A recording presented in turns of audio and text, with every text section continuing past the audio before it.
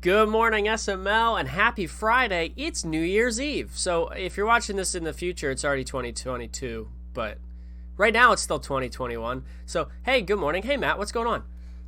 Hey man, glad to be back. Holidays are over. Chaos is over. Winding down, I should say. I'm glad to be back. We're halfway through the season. Let's talk about it. Yeah, so this is like our second episode in like a month and a half. Because, the league decided to explode. And then there was Christmas, and, everybody's getting sick. It's that time of year. Well, Absolutely.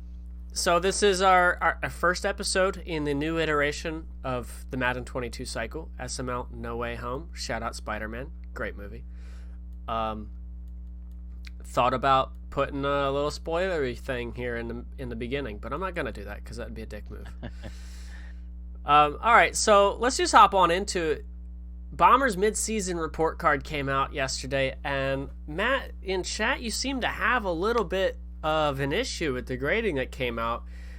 So let's listen to that clip real fast. All right, then we have Matt and the Jags. Give him a C minus. 4-3. He's a tough one to figure out. There's few guys in the league that seem to torpedo themselves more.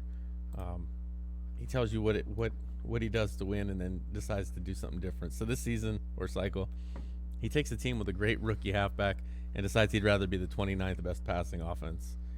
But it looks like he may be turning the corner. He's got 3 straight wins, and I think he's kind of coming around to the run game a little bit more, and you can see in the results. But for now, I give him a C minus just because he's doing it to himself.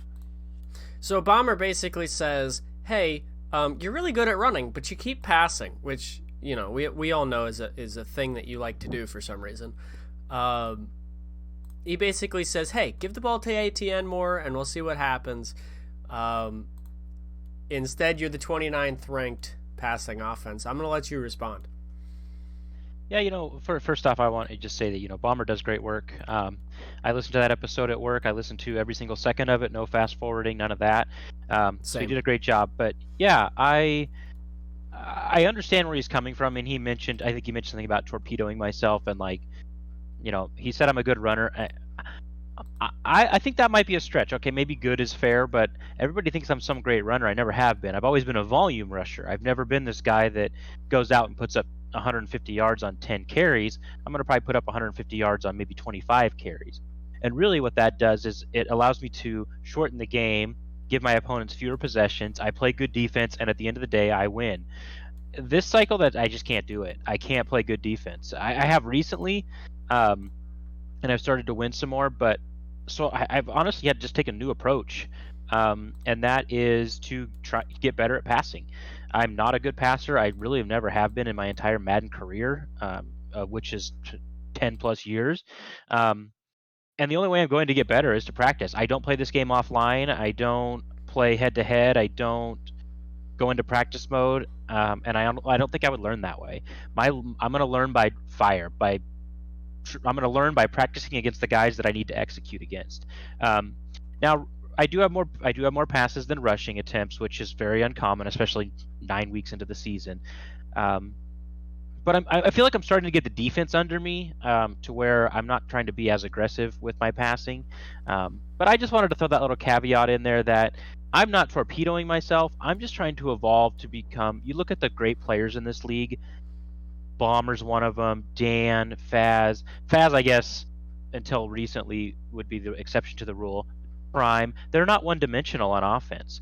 When I had Najee Harris, people just stacked the box against me and just dared me to pass, and I wouldn't do it. You can't do that against those guys, and I want to be able to be one of those people where I'll never be Faz in the pocket, but I want to at least give you the threat, and you have to think about it. And I have a quarterback that I think can put that fear into people now with Trevor Lawrence. And I mean, I took the Jags partly because of Trevor Lawrence, so I want to sling it a little bit. But yeah, I give myself a B plus. I know I said an A in chat, but I don't think so. I've had some blowout losses. I got smoked by Monty. I wasn't really too competitive against NYT, even though the score was close. I lost to Colt. That's an embarrassing loss for me. I mean, no offense to Colt, that's a game I got to win. Shout out, Colt. Yeah, so Bomber did a great job. I certainly agree with a lot of the points he made. I just think just looking at myself and knowing what I'm capable of, I see an improvement. My passing has gotten better. I'm throwing fewer picks than I normally would be. But yeah, I'm just trying to evolve as a player to be more than just one-dimensional. Well, okay, so you're improving as a passer. I don't have Dwayne Haskins' stats out here in front of me, but Trevor Lawrence right now, 68% completion. Not bad. 10 touchdowns, 14 interceptions, 91 rating. I mean, you're not lighting the world on fire, but I wouldn't say you're doing too poorly passing the ball. You are currently 24th in passing yards average behind guys like Figs, DW, who's winless at the moment, 0-9.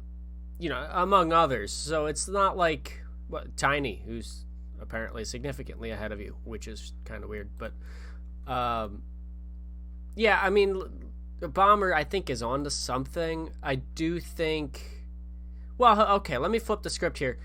So everybody was loading the box against Najee. Do you feel like they're still doing that against ATN when they have, you have Lawrence, who you would assume that people respect more? Yeah. Oh, yeah. I don't think people were loading the box because I had Haskins. Maybe that was some of it. Oh, but I think was. People just... When we played, that's all I did. But you also knew in the back of your mind, I can play 4-4 against Matt with a single high safety, and he's on first down, he's not going to throw it. And if he does throw it, he's not going to bomb it. I just feel like that's what people thought, and they were right. And I never cared because I wasn't trying to. If I got a 4-yard gain on first down or a 2 or 3 yard gain, that was a win for me, because I was just trying to keep it, second, third, manageable. Don't turn it over. That's where I've gotten better as a passer. I have 14 interceptions, but I've gotten a lot better recently. I think the next evolution for me is to pass for yards. Right now, when I pass the ball, I'm just trying to make reads. My biggest problem has always been I get to the line, and I think a lot of guys fall into this trap. You can kind of see it when you watch them play. I look at the route tree that's on the field when I pick the play, and I already know who I want to throw it to. And my problem has always been if not just throwing to that guy. So what I've tried to do is force myself to say, hey, don't throw it to that guy even if he's open, unless it's obvious. Like, try and make reads. Like, look at the other side of the field real quick. There's actually a couple of plays that I have always ran since last cycle, and there's a post route that I would always throw out of the play, and then there's an out route that I've never ever looked at. I swear to God, I don't even look at it. I could block that receiver for all I care. And I started to notice how to make that read. So there's a tell where I can find out if that is open. So it's little things like that where I'm just slowly progressing. Yes, statistically I'm not doing very well, but I'm not going to go from one of the worst passers in the league to a top passer. One thing I wish I would have made a decision on was I didn't just go full pass like I did with Drew Lock, where it's like I'm just going to sling the sucker 35 times a game. I don't care. I've been doing a little bit of passing and also mixing in the run to try and win games, obviously.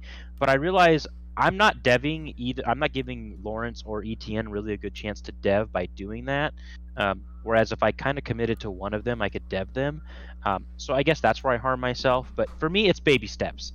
Yes, Tiny's has more yards than me. Yes, Fig has more, but they have like 3 wins combined because they're probably playing terrible defense. They probably get the ball a lot. They probably have a lot more attempts than me. They probably have to push it down the field.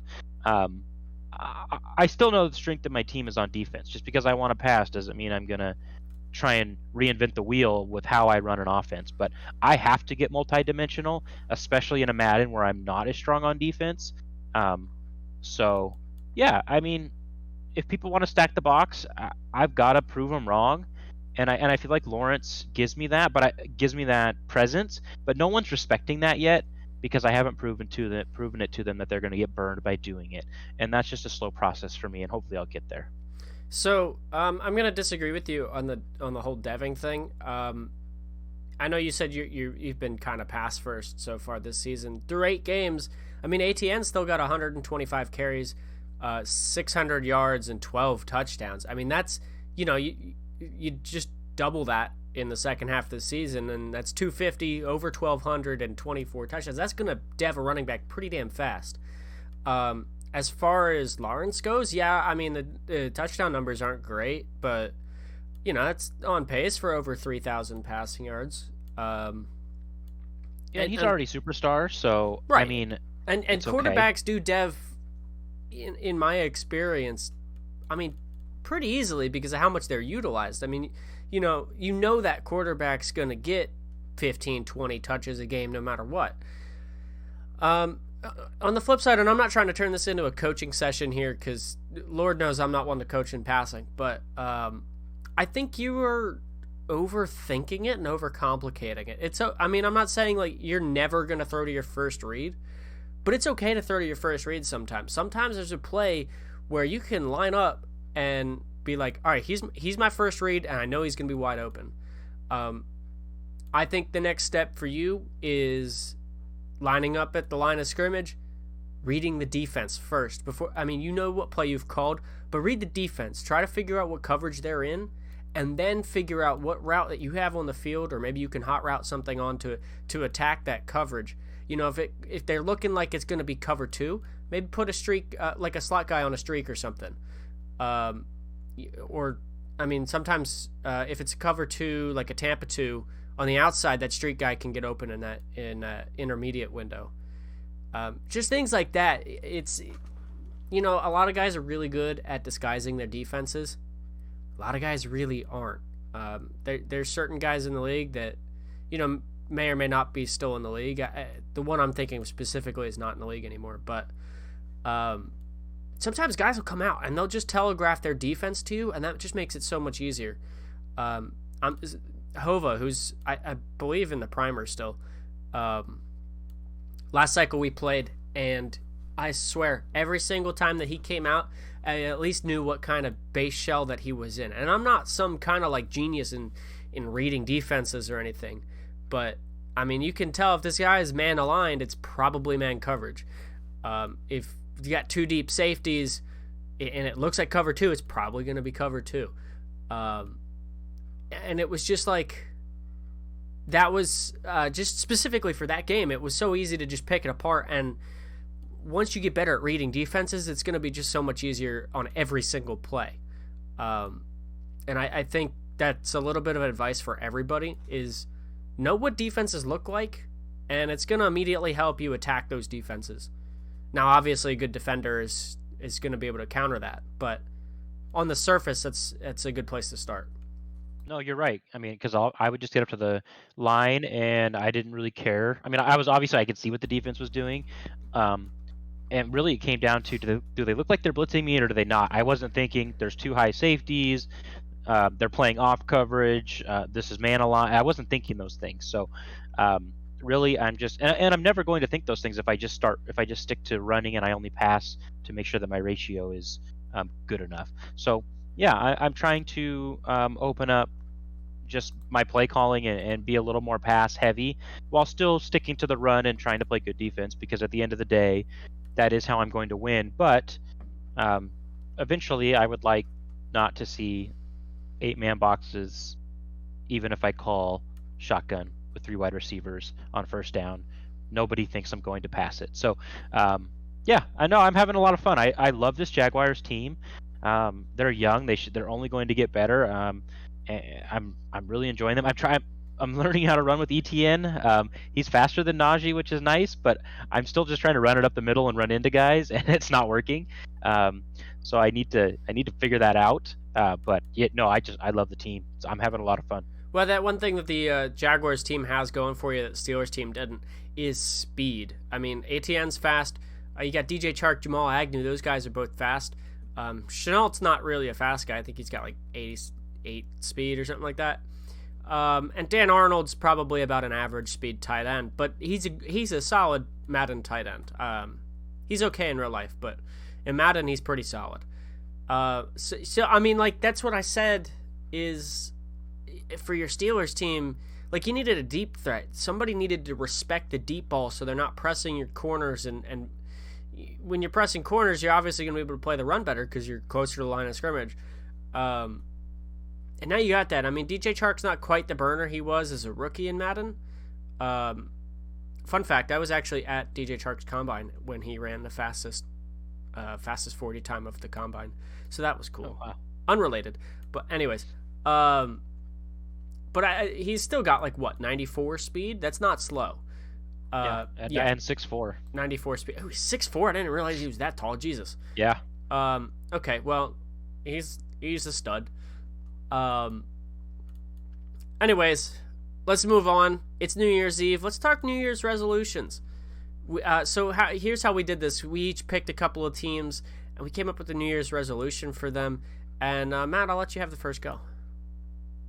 Yeah, so since it's a New Year's resolution, and it's going to encompass the entire year, I'm going to focus on a guy that gets picked on a lot, but only because we love him. And it's too late, I think, this year, but there's going to be a new cycle in the late summer, so this will be more geared towards that. But Fig, buddy, my New Year's resolution is find a friend, real life or in Madden. Maybe Get a life, maybe loser. Dan. Dude, rude. I would suggest maybe Dan, and run trade ideas by them and someone you trust, and let them tell you straight up if it's terrible.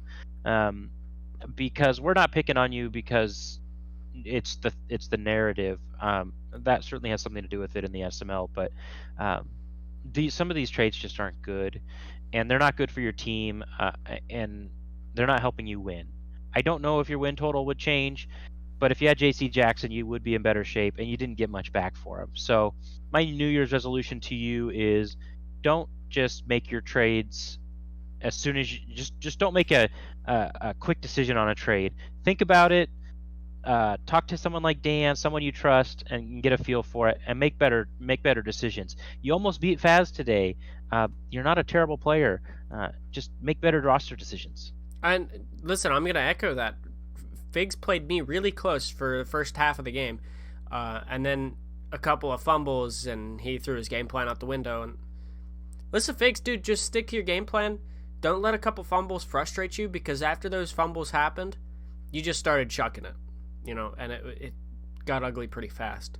But it was a 21-21 game, and I'm not a Super Bowl contender or anything like that, but that's if you can keep it close with guys, you're going to win some of those games.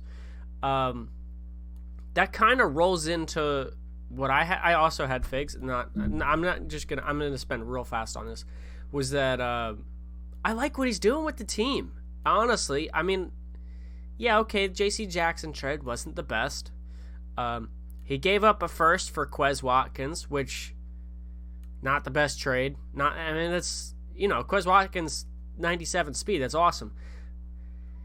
But first is maybe a little hefty. Especially since I think he benched him against Faz, he said. So well, he's got almost 700 receiving yards through 9 games, so he's been solid for him.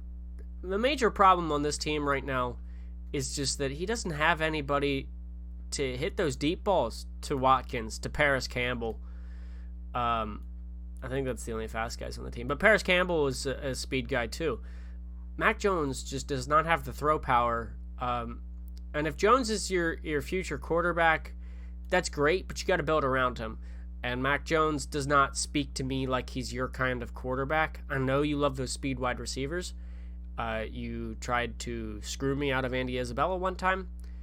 And you just, you traded for a 97 speed on day one of this restarted cycle. So I don't know if you should draft one or not, sign one in free agency, but got to get somebody with higher throw power there that's actually going to be able to get the ball to Watkins deep. Watkins, despite that speed, only averaging 13 yards per catch, which is really good for the NFL, but not good for a speed threat in the SML. So anyways, moving on. I have a New Year's resolution for the Indianapolis Colts and Prime. Prime, dude, come on. Your resolution, and I know you're going to get this accomplished in the next 2 months tops, but here's your New Year's resolution. Get a quarterback that you can trust. I have never seen Prime play so badly at the quarterback position. He has always been a great passer. Maybe not great, but very good. If not top tier, the one right below it. Carson Wentz, not doing it for you, buddy. 61% completion, that's really low for anybody, let alone you. I've seen you have like 75% completion. 72 rating. What the hell, dude? I think Andrew Luck one time had like 130 rating for a full season. Probably multiple times. 19 interceptions in 9 games. And yes, I know 8 of those were in one game, and I'm going to kind of throw that one out as an outlier. But still, you take those 8 away, still 11 interceptions. You're just not throwing the ball well, and I think it's because you don't like Carson Wentz and you can't trust him. Now, on the flip side of that, you do have Jonathan Taylor, who's a stud. But only 5.2 yards per carry. I'm starting to see some Matt syndrome here, if we want to call it that. I don't think... obviously, people respect you as a passer, but I think people are starting to not respect Carson Wentz, and it's hurting your run game even. Yeah, Taylor's got 18 touchdowns. Whoop-de-frickin-do. 5.2 a carry is not great, at least in terms of Madden. It'd be awesome in real life, but as we've established, Madden is not real life. Get yourself a quarterback, get yourself a better season, and get yourself a better 2022 going forward. Yeah, no, I think you hit the nail on the head. And as you were talking about Prime there, I pulled up Carson Wentz just to see it for myself, and he has an average of 9.2 yards a pass. That's good for, and there are some, like Dwayne Haskins is here because he's thrown one pass, but so that's like 31st, 30th in the league, because there's some anomalies in there that don't have very many attempts. As the guy that records those, sorry to cut you off real fast. As the guy that records those stats every season, 9.5 is ridiculously low in the SML. That's like bottom 5. Yeah, I mean that's way worse than me. Like every season, little old me is doing 12. So yeah, that's bad. And I know part of that average is probably the receivers who aren't great either. Doesn't really have a whole lot of downfield threats. I mean, he's got the corpse of T.Y. Hilton and Michael Pittman, who I think will be a stud eventually. But he's not a burner. He's 88 speed. He doesn't really even have a burner. Philip Dorsett at 93. Prime's always kind of had that burner that you've had to pay attention to. So I mean, he's got a couple firsts, or I think he's only got one first because I think the Eagles have one of his, so he has Figs first, right? I think that's all he has. But I don't know. I couldn't tell you with all the trades that we've had so far. I think the Eagles have the first because of the Wentz trade in real life. But anyways, oh, that's correct. Yeah, the Eagles have Carson Wentz have the Colts first. Yeah, and I think he got a first when he traded. Shoot, I'm drawing on it. Paris Campbell. But yeah, I mean, he got a first for Paris Campbell. I take it back. Everything I said about Figs. I'm pretty sure he did. I could be wrong. But yeah, I agree. This isn't you watch Prime's games. Gosh, he just does. It's just not the Prime you're used to seeing. I mean, and I'm saying this as I'm about to play him next Advance, and he probably will look like the Prime of old. But 8 interceptions, gosh, I feel like you wouldn't go half a season with Prime throwing 8 interceptions. He's usually very, very careful with the football, very precise with his route combos and in his passes, and he's just looked bad. I think he'll figure it out this season. I think he'll probably make the playoffs. But yeah, you're right. Going forward, he's going to have to dupe somebody into trading him a quarterback, and Prime has a magical way of doing that. So, yeah, he'll be fine. But Carson Wentz, if he took that team thinking he was going to turn Wentz into a stud, he's not thinking that anymore. So I was curious while you were talking. This is a more recent stat that I started keeping. I started keeping the stat in season 28, I believe, and we're in season 43. So not like a full history by any means, but Prime one time threw 8 interceptions in a full season with Frank George, the quarterback, in season 35. And he throws 8 in one game. Andrew Luck one time did 11 interceptions in a full season. I mean, Prime's never been the most low interception guy, But, he's not throwing 8 a game. That's ridiculous. Yeah, 8 in a season is not that uncommon. That's unbelievable. All right, take it away to your next resolution. So this was going to be probably my final resolution. I was going to wait till the end for this one because it doesn't really focus on one specific team. But you picking Prime kind of segues nicely into that. So this New Year's resolution is for all of you, all of you SML teams out there that have a quarterback, especially maybe a young one, and you're struggling and you're not sure that guy's the answer. Maybe you don't have picks this coming season because of that young quarterback or some other reason, and you're thinking about trading him. I'm talking to the Finses. I'm talking to the Tinies.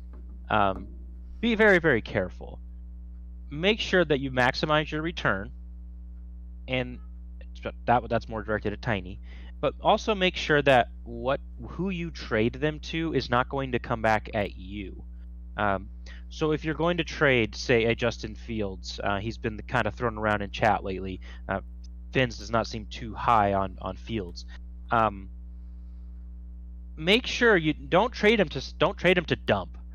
Dump's got all these picks. He would honestly be my front runner. If you trade him to Dump, and I guess if Dump makes this out of the world offer and you can't say no, that's one thing. But if you've got a competitive offer, do you really want to trade it to a guy with that much talent that is probably going to run through the conference because of your trade? So be very, very careful. I'm not saying you need to ship them across to the opposite conference, but be careful, guys. We've seen the league get a little imbalanced sometimes because guys make trades that didn't benefit them very much, but they gave them to someone who... DK Metcalf was a great example. I don't think that trade benefited Tiny much at all. But giving DK Metcalf to Prime, that just shot his offense up 10 times. And a good offense that he already had. So be careful with who you trade to. Look at the return, but also look at, is this going to hurt me? Listen, Figs made a good point that I agree with. He said he's just here to have fun. And you know what? He's right. It is about having fun. And that's why we're doing this podcast, and that's why we're roasting you. Good on you if you're having fun. You know what? More power to you. Do all the bad trades that you want to do, as long as, you're having fun out of it. But the second you turn around and say, man, this sucks. I wish I had a better quarterback after trading one away. Or he said my receivers are dumb. Yeah, I'm not talking about anyone in particular at this moment. I'm just saying, I thought you were. No, anybody that makes a dumb trade that they, full fig it and just say, oh, that was a great trade. And then they turn around and say, damn, I wish I was better at this position. When you trade somebody away, that bothers me, and that's when we lose sympathy for you. But you know what? Hey, if you're like Figs and you really love your speed wide receivers and you want to trade 2 firsts for 2 mediocre wide receivers and you get more fun out of it, more power to you. You know what? I'm here for it. And yeah, you're gonna get shit on podcasts and in chat, but you know what? Keep doing it if you want. I don't care. Doesn't bother me as long as you're having fun. That's what the SML is about, right? That's right. All right. Here's my last resolution, and this will be a bit of a shorter episode for you guys as you celebrate your holiday or you have your couple of days off here coming up for the new year. And I'm taking it to Detroit. I'm sorry, Clink, dude. 2-6. Oof. Here's what we're going to do. Here's your New Year's resolution. We're going to get you a better team. I don't really have much to add to that. But his Lions team is bad. And Clink, I believe in you. I believe that you have the ability to fix this team. But I do have questions about how you're doing it right now. Yeah, I know it's hard to take a team day one and turn around and make it good. But let's just remember, this is the same Lions team that ended up in the NFC Championship game and then won a Super Bowl the following season in the first iteration of SML 22. Here's my question. You're dead last in offensive rushing. You're 29th in points scored. On the flip side, on defense, you're 29th in points allowed, and you're dead last in rushing defense. I'm looking here. DeAndre Swift, good young running back. 78 carries. Jared Goff, 239 pass attempts through 8 games. And I'm sure part of that is the point differential. Your defense is not good. You're giving up a bunch of points, and that means you have to throw it more often. That's fine. But you know what? At some point, you're just going to say, well, this season is over. Let me focus and get Swift the ball more. Let's dev these guys up, because who do you have throwing the ball that you're really going to try to dev up? I mean, Amon-Ra St. Brown, he's a rookie, so okay, you know what? But 86 speed, that's not going to do it for you. Khalif Raymond, who has been your most productive wide receiver thus far, it's 27. You're not going to get much dev out of him. TJ Hawkinson, I'll give that to you. You throw it to him as much as you want, but he's tied for second, almost third on your team in receiving yards, or in receptions. Nobody else in this receiver room is really worth a look at. You got a couple of guys with some names. That's about it. Defensively, man, I don't know. You got a lot of work to do, but I think you can do it. You got a bunch of first-round picks coming up. We're going to get you a better team. It just depends on whether or not it happens this cycle or in August when we draft new teams. Yeah, I mean, I'm excited to see what Klink can do with this team, because I think we just talked about having fun. I think this is where Klink has fun. He's a competitive player. He's shown glimpses of that, but I think he really likes the team building aspect. I'm curious to see what he does and the approach he takes compared to the approach that QP took. Now, a lot of people are going to say when they hear this, "Oh, Klink's on vacation. He's had like 3 or 4 sims. People have been playing the computer. Blah blah blah." Yeah, but he wasn't in California week 1 when Tiny beat him by 25. He wasn't in California when he lost to Null by 20. He did beat QP. That's a great win. But everything you just said, that's not based on CPU games. He struggled out of the gate, looked really bad. But I have faith that he will turn it around. Like you mentioned, he's got all the picks. He's got Fields picks, who should be pretty good. He's had some success down there. He beat Prime, but so I like that one. I think Klink's going to get out of this funk. Probably not this season, obviously. He's going to come back from California. He's 2-6. He's going to be probably 2-7, 2-8 when he gets back. Well, whether he comes back or not, he's got the Steelers and the Browns. He's losing those games anyway. But before we go, I have my one other resolution directed at a specific team, and that's going to be the Washington football team. DW, you got COVID, I think. You had a tornado rip through your town. Somehow avoided you, but I can only imagine what that's like. But 0-8 with the Washington football team, that's a very, very talented team, pretty much stacked outside of the quarterback. And you've voiced some frustration in the chat, but hang in there, buddy. This isn't like the Bucks, where they're going to be good for 1 or 2 seasons, and then they might start aging out, or you might end up having to cap out literally with your salary cap. This is a good young team. They're going to be good the next season, and the season after that. You're going to be in a position to get a quarterback. Hang in there, buddy. You're 0-8. The season's shot, but take the rest of the season. Maybe try some things. Maybe switch up your playbook, or run some plays you haven't ran.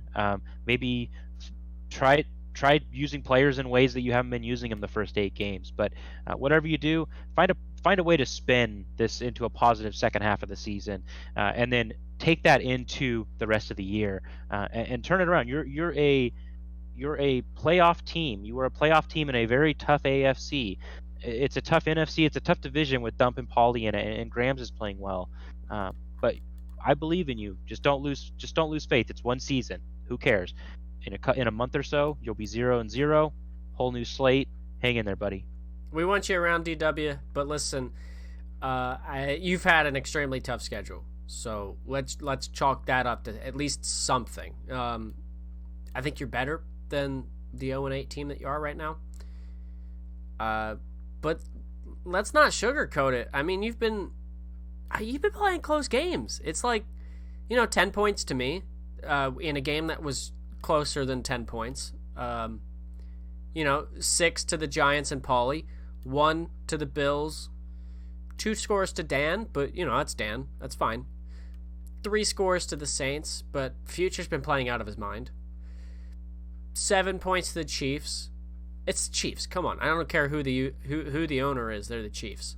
So I can't fault you for that one. 3 points to the Packers. They got a winning record. 3 points to the Broncos.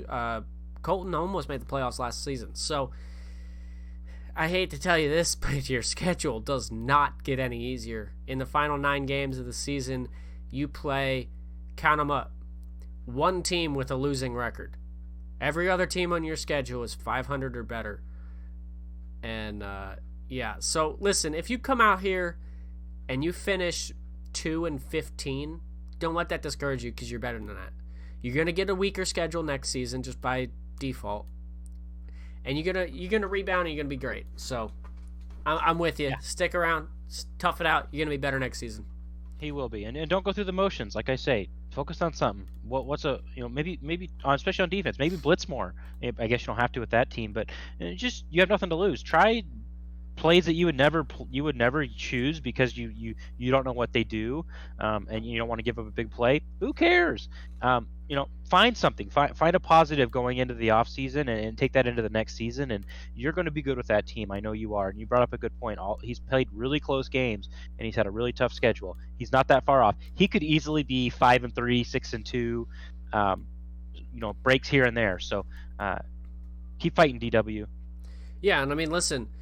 You're 0-8. Your season's already over. Okay, you could win out final 9 games. I don't think you make the playoffs, and that's okay. But now you got a unique chance that you don't usually get. You get the final 9 games of the season risk-free.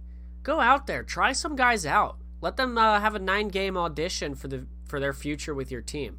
You got guys. Ricky Seals-Jones, I don't know. You go out there, just start him a game, see what happens. You go out there, start Khaleke Hudson for a game, see what he does. I mean, he's got 3 sacks on the season already. And I would assume he's in at least a partial backup role. Go out there and look at your roster, look at the young guys, give them some audition time. And piggybacking off Matt, do some stuff you wouldn't normally do. Find things out, figure out what works, and then get yourself a better quarterback in the offseason. You'll be so much better. Yes, please do. But hey, listen, only 8 interceptions. That is just as many as Prime threw in 1 game. So hey, not too bad, right? See, there's always a bright side. Yeah, only 5 touchdowns, but that's besides the point. All right, guys, Happy New Year. Thanks for listening. Matt, you got anything else to add? No, I don't think so. Let's have a good second half of the season. I'm excited. 2022 coming on tap. I hope it's not a repeat of 2020 because 2022, get it? Okay, bye.